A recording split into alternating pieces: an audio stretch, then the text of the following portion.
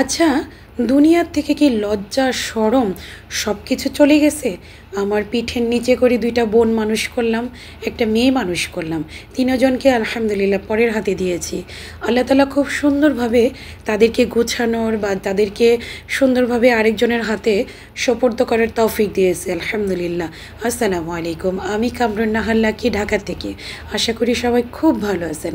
রমাদান কারিম, আল্লাহুম্মা ইন্নাকা আফুন তুহিব্বুল আফওয়া ফাফু আন্নি। যাই হোক, শিরোনামটা দেখেই সবাই চলে যাবেন না, একটু কথা বলবো। সকল প্রবাসীদের উদ্দেশ্যে কিছু কথা বলবো এবং আমার বাংলাদেশি ভাই বোনদের উদ্দেশ্যে কিছু কথা বলবো এবং কিছু মা বাবার বিষয় নিয়ে কথা বলবো। যাই হোক, প্রবাসে যারা আছেন তারা অনেকে দুঃখ প্রকাশ করতেছেন যে অনেকেই ছুটি পাবেন কিন্তু প্রিয়জনের কাছে এবং প্রিয় জন্মভূমির কাছে আসতে পারতেছেন না। এটা সত্যিই অনেক বেদনাদায়ক, অনেক কষ্টের, যেটা ভাষায় প্রকাশ করা যায় না। একটা বাড়িতে যখন বেড়াতে যাই, 2-3 দিন থাকার পরে নিজের ঘরে আসার জন্য অস্থির লাগে, কখন যাব নিজের বাসায়। যাই হোক, আল্লাহ তালা আপনাদেরকে ভালো রাখুক, ঈদগুলো যেন আপনারা সুন্দরভাবে উদযাপন করতে পারেন, সুস্থ থাকেন, এই দোয়াই রইল। বাংলাদেশের মানুষের কথা বলি, আমার প্রাণপ্রিয় ভাই বোনেরা, আপনারা আপনাদের সন্তানদেরকে একটু নজর রাখেন না? যারা হচ্ছে শপিং মলে যেয়ে অনেকে অনেক সময় আপনারা মিডিয়াতে কথা বলে থাকেন, এই যে বলতেছেন অহরহ তো নামাজ কালাম নাই, শুধু হয়তো একটু রোজা রাখেন কিনা আমি জানি না, বা খেয়ে দিয়ে আসেন কিনা, বাড়ির থেকে মেকআপ টেকআপ করে মাথা হিজাব নাই, আসছেন তো ভালো কথা, আপনার অভিরুচি এটা।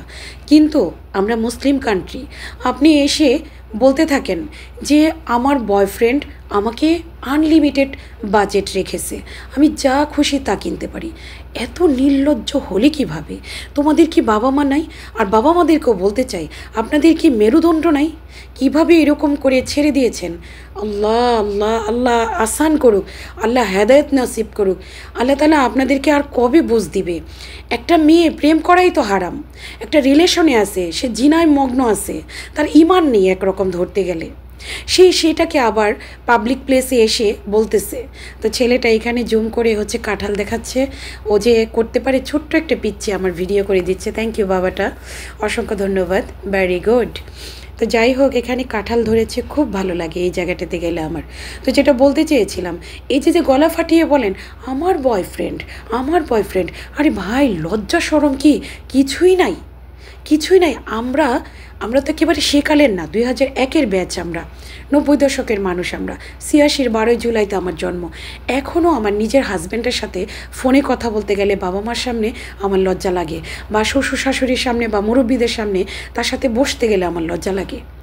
সেইখানে তোমরা হাজব্যান্ডকে তো তুমি করে বলো, সেটা তোমার ব্যাপার, কিন্তু এত নির্লজ্জ কীভাবে হয়? এই জন্য কিন্তু ডিভোর্সের হার বেড়ে যাচ্ছে। ঢলা কলা করে ঘুমিয়ে পর্যন্ত দেখিয়ে দিচ্ছ। আল্লাহ আমাদেরকে মাফ করুক, সকল ভাই বোনদেরকে অগ্রিম ঈদ মোবারক। আল্লাহ হাফেজ।